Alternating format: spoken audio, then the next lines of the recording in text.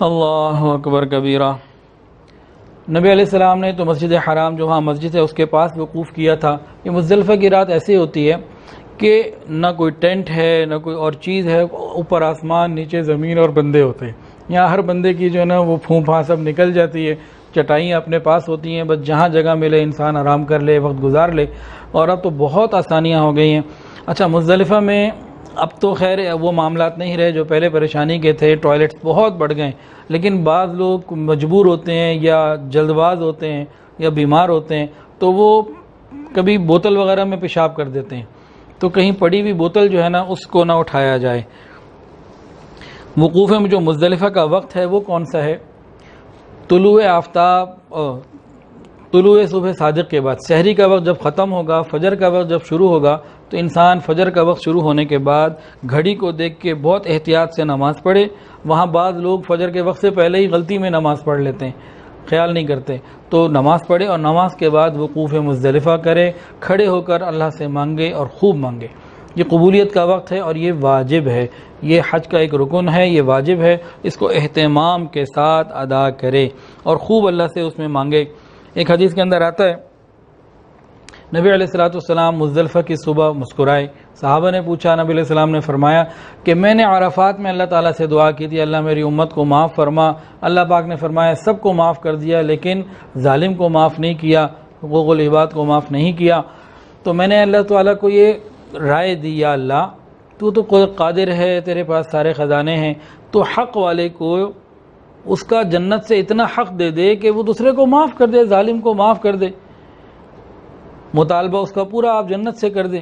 تو عرفات میں یہ دعا قبول نہیں ہوئی تھی، مزدلفہ میں یہ دعا بھی قبول ہو گئی، نبی علیہ السلام اس کے اوپر خوب مسکرائے تھے۔ تو یہ بہت برکتوں والا وقت ہے، انسان کو چاہیے کہ فجر وقت داخل ہونے کے بعد جلدی ادا کریں اور اس کے بعد طلوع آفتاب کے قریب تک خوب مانگتا رہے۔ اللہ رب العزت اپنی رحمت کا معاملہ فرما دیتے ہیں۔ یہ بڑی برکت والی رات ہے، رات کو بھی دعائیں قبول ہوتی ہیں اور صبح بھی دعائیں قبول ہوتی ہیں۔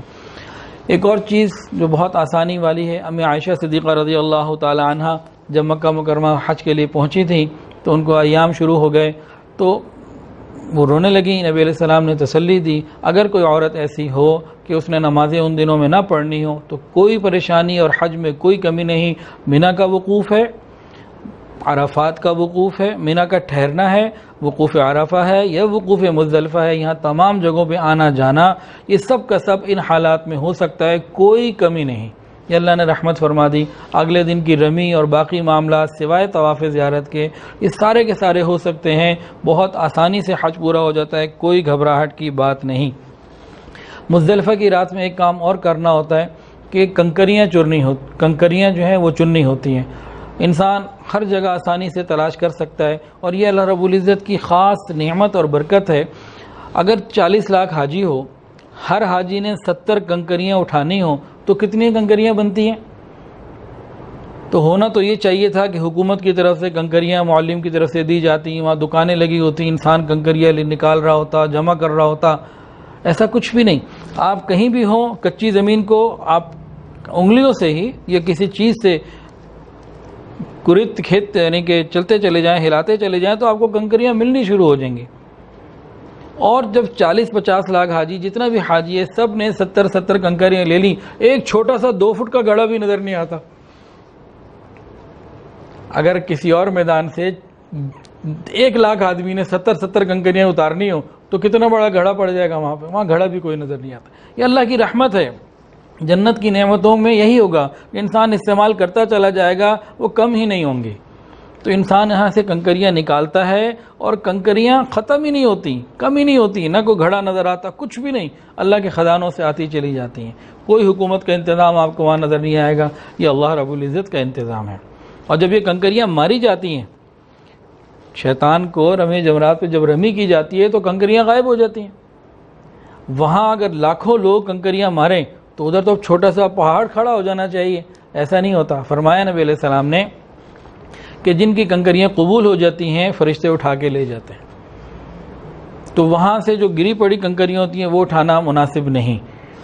تو انسان مزدلفہ سے ہی کنکریاں چن لے تو جو چنے کے برابر ہو تقریباً، تو انسان اس کی فکر کرے اور یہاں سے پاکستان سے جاتے ہوئے ہی کپڑے کی تھیلی رکھ لے جس کے اندر انسان ان کنکریوں کو جمع کر لے۔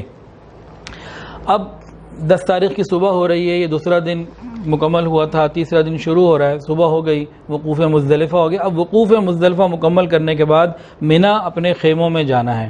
تو یہاں اب کیا کرنا ہے، اس کا کیا طریقہ ہے؟ نبی علیہ السلام طلوع آفتاب سے تھوڑا سا پہلے، چند منٹ پہلے نکلے تھے۔ مشرکین مکہ کیا کرتے تھے، جو سامنے ایک پہاڑی ہے، سبیر اس کا نام ہے، جو اس پہ روشنی پڑتی اور وہ روشن ہو جاتا اور دھوپ پھیلنے لگتی، اس وقت نکلا کرتے تھے۔ نبی علیہ السلام نے مشرکین کی مخالفت کی اور طلوع سے پہلے نکلے۔ اللہ تعالی ہمیں ان باتوں کی سمجھ عطا فرمائے۔ نبی علیہ السلام نے ہر جگہ مشرکین مکہ کی اور مشرکین کی، وہ یہود ہوں، نصارہ ہوں، مجوس ہوں، سب کی مخالفت کا حکم دیا۔ اللہ رب العزت ہمیں مشرکین کی مخالفت کی توفیق عطا فرمائے۔ تو ان کنکریوں میں سے 70 کنکریوں کو انسان چن لے اور وقوف مزدلفہ کرنے کے بعد طلوع آفتاب سے پہلے وہاں سے نکل پڑے اور پھر اپنے منا کے خیموں میں پہنچ جائے۔ راستے میں وادی محصر ایک آتی ہے جہاں ابرہہ کو عذاب ہوا تھا، اگر کسی کو اس کی پہچان ہو تو بس وہاں سے تھوڑا تیز ہو جائے، اور نبی علیہ السلام وہاں تیزی سے گزرے تھے کہ یہاں عذاب آیا تھا۔ اور مزدلفہ سے منا واپس جاتے ہوئے تلبیہ اور ذکر اذکار اور دعائیں، یہ ساری چیزیں جو ہے یہ انسان کرتا رہے۔ اللہ تعالیٰ سے دعا ہے اللہ تعالیٰ ہر حاجی کو حج مبرور عطا فرمائے۔